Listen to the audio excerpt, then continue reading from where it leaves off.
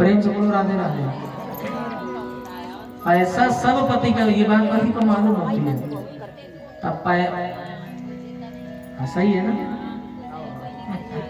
बोलो गोविंद भगवान की। और कंगन कौन दिया? अब बेचारी बहुत परेशान, कहा करूं कहा करूं।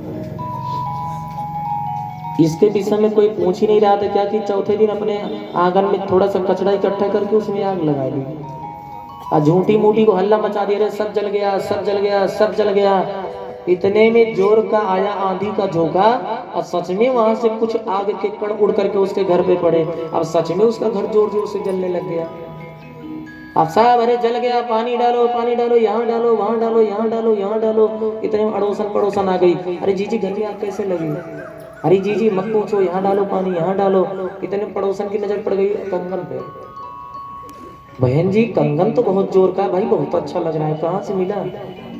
कितने का मिला, कौन दिया? बहन बोली यही बात तो हमसे कल पूछनी होती, यही बात तो हमसे परसों पूछ ली होती। बहना तुम्हारा घर काहे को जलता है? इसी वजह से आज हमारा पूरा घर जला जा रहा है। तो कहने का भाव मानव का स्वभाव होता है। माताओं का नहीं, भाई लोग को भी देख लो, किसी दिन कोई महंगा मोबाइल लेके आ जाए और जहाँ 4-5 लोग बैठे होंगे बीच में बैठेंगे, वार्तालाप कुछ चल रही होगी, मोबाइल जरूर निकाल लेंगे।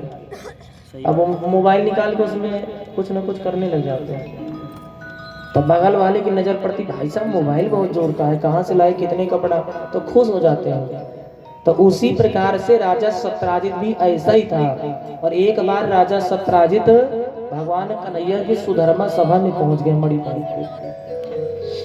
तब कन्हैया आकर के राजा सत्राजित के पास बैठे और बोले, राजा सत्राजित एक बात बताओ, तुम्हारे परिवार में तुम कितने लोग हो?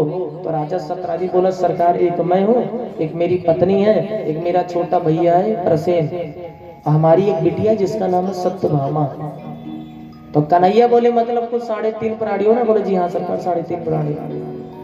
तो कन्हैया बोले, हे राजा, जब अपने परिवार में कुल 3.5 प्राणी हो तो इतना सोना देने वाली मणि अपने घर में क्यों रखता है?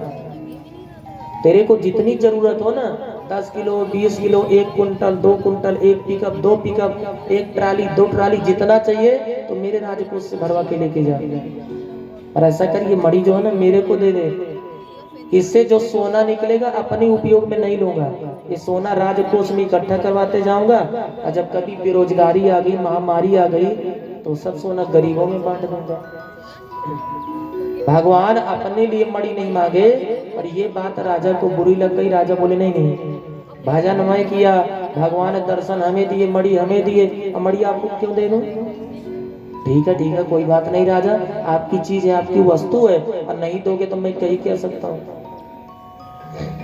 आज राजा सत्राजित मणि लेकर के सीधे अपने घर को चला गया। और उसी के तीसरे दिन बाद राजा सत्राजित का छोटा भैया प्रसेन आज शिकार खेलने के लिए आज मणि गले में धारण करके सीधे जंगल में चला और जंगल में शेर का शिकार करने चला। और शेर के द्वारा प्रसेन मारे गए। प्रसेन शिकार नहीं कर पाए, शिकार खुद बन गए। अब शेर देखा तो मणि चमक मार रही थी, तो शेर मणि ले लिया। अब मणि लेके जैसे थोड़ी दूर पहुंचा तो जामुन तो शेर को मार दिए और मणि ले जाकर के अपनी बिटिया जामुनती को दे दिए। जब 4